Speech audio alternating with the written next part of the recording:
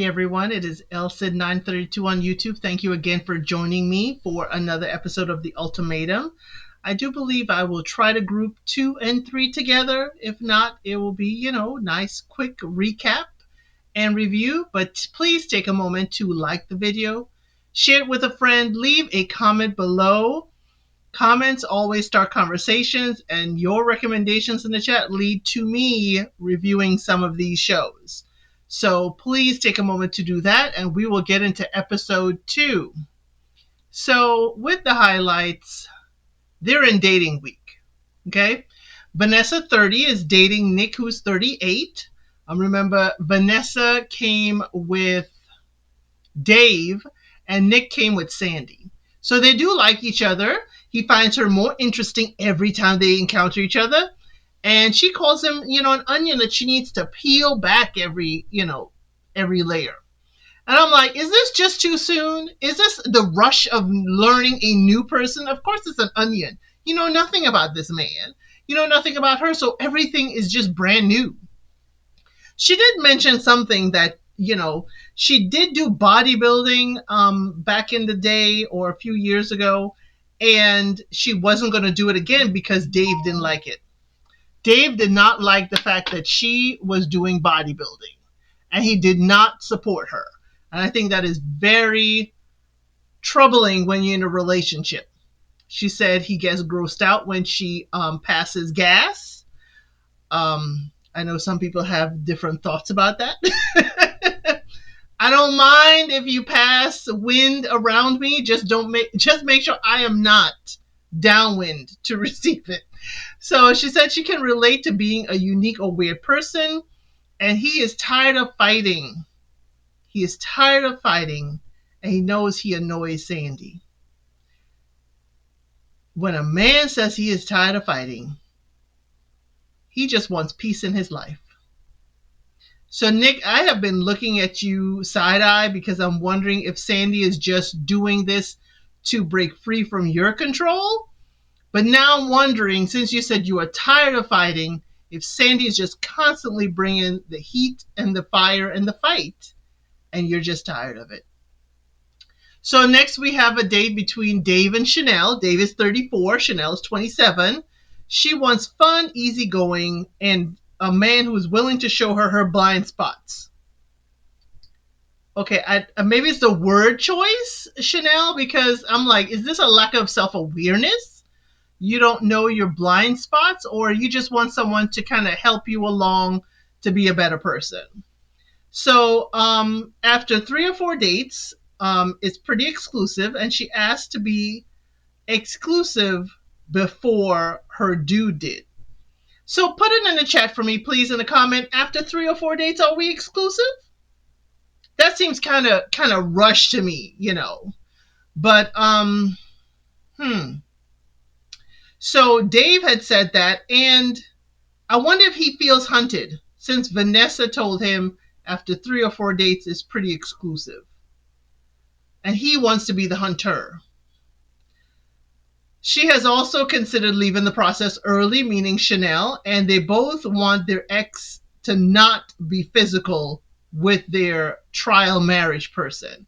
And I understand that, and I hope that is a boundary that they have set with their person.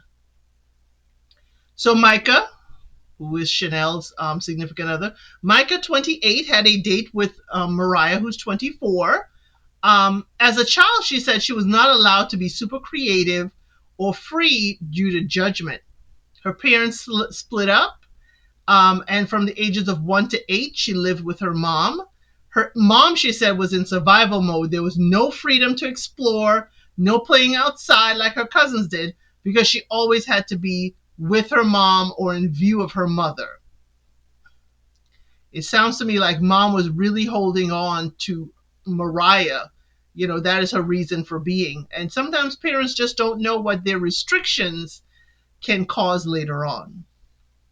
So he says he has a sister. His mom and his dad are still together. He is grateful for how they raised him, that he could have adventures, grab his bike, and just be riding around the neighborhood.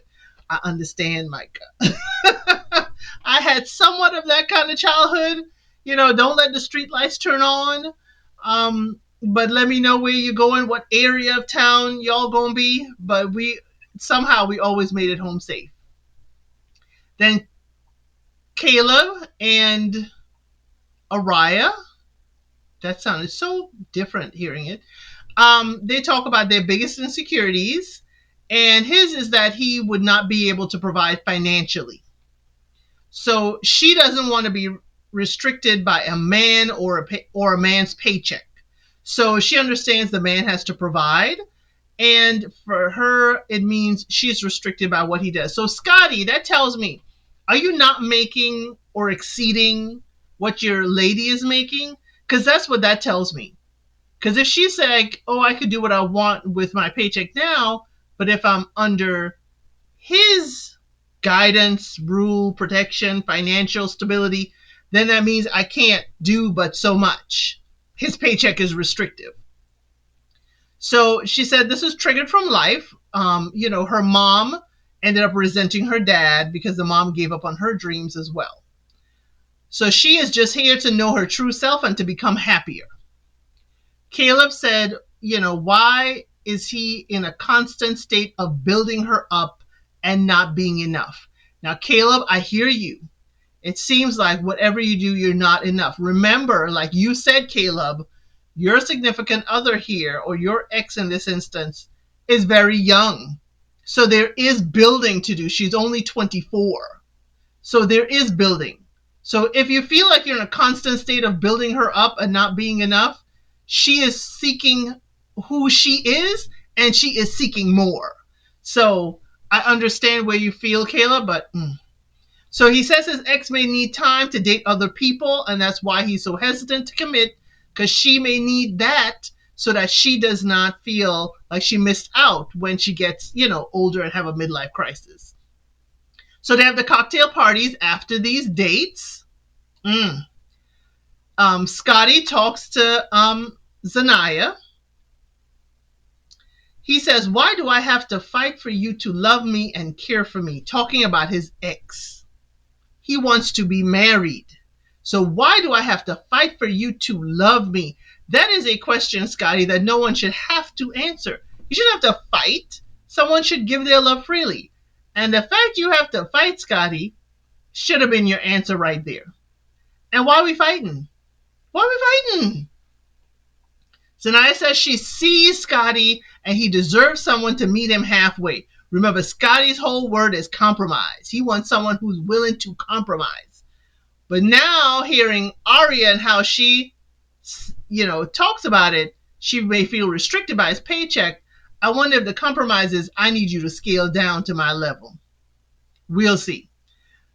Vanessa asked Nick why he hasn't talked to her tonight, and he said not in front of everyone. He's trying to be respectful because Dave is right, right there.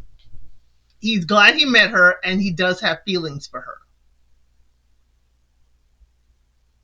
Dave said he's feeling icky seeing Vanessa. He's telling Chanel this, seeing Vanessa talk to Nick, and they have great rapport. So Chanel says, he was her best date and told him to just smile. Let's just turn around from each other, turn and look at each other and just smile. I'm like, are they each other's emotional support through this? Because they're not getting to know each other. They're just helping each other cope with this. What are your thoughts on that? I feel like Dave and Vanessa are just there to get through this together just so they can make it back to their significant other. So JR says he is curious on what it is like to date a Caucasian girl. Okay, he's talking to Micah. Micah says he's been with a few, but not dated them. Okay, Micah. So Dave and Vanessa, they do speak. He said he had a tough week and he cries about it.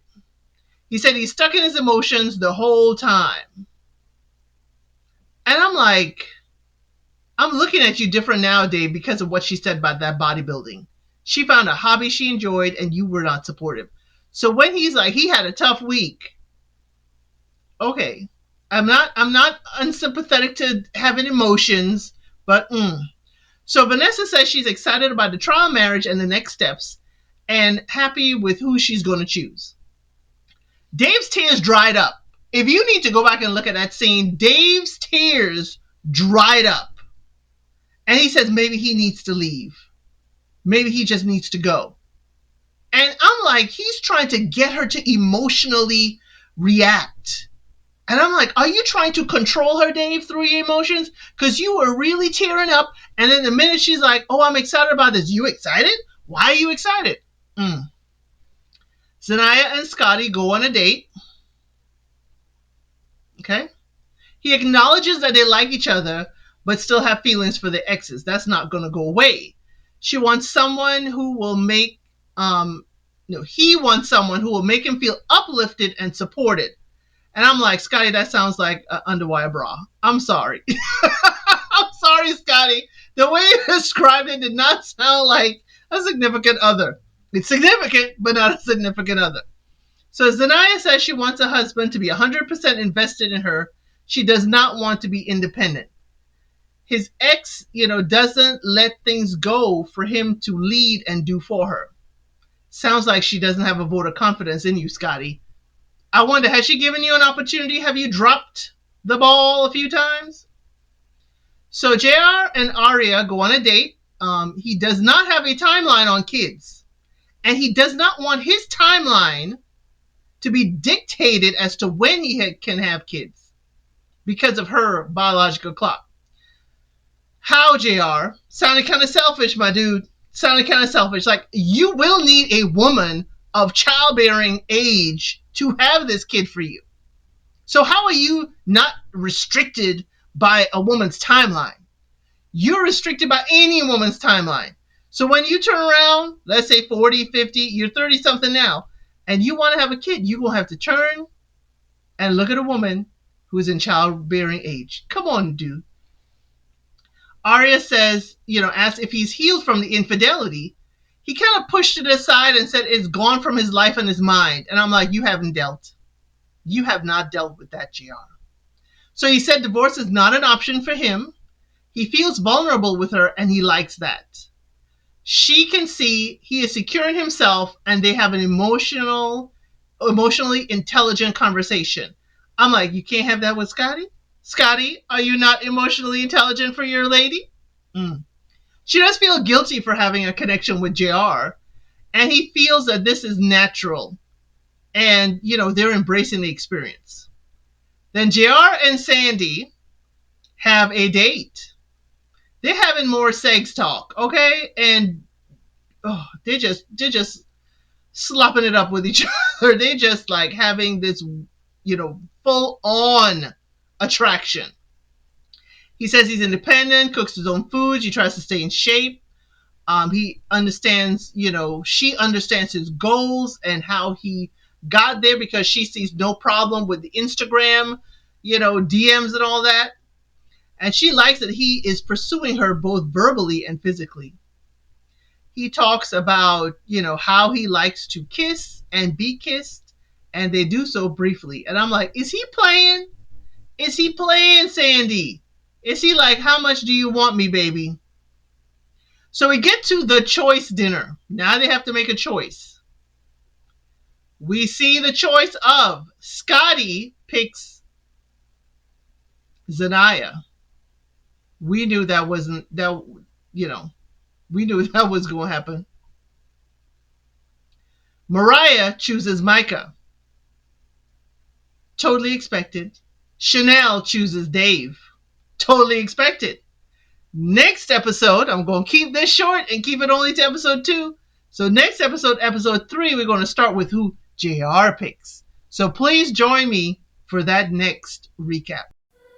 Thank you for watching. Please like, share, and subscribe to the channel.